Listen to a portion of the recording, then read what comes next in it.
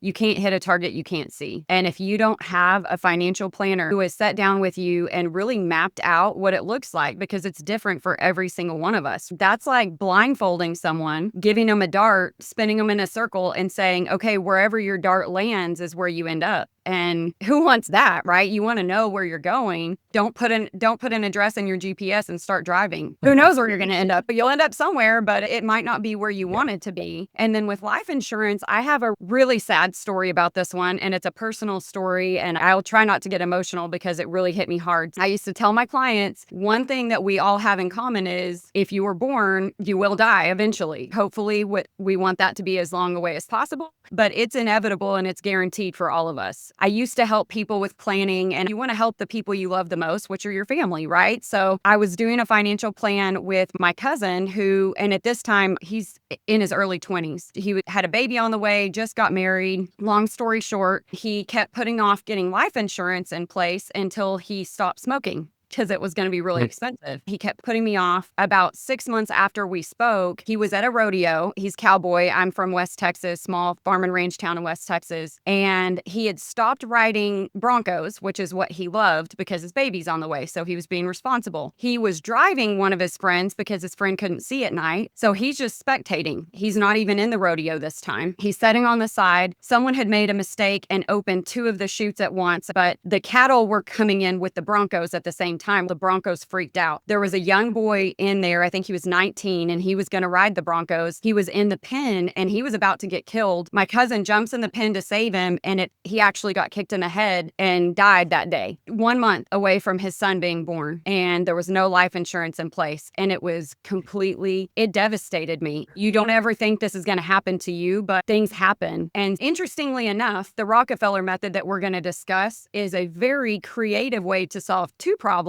And one of those is life insurance. And we're going to get into that a little bit more, Frank.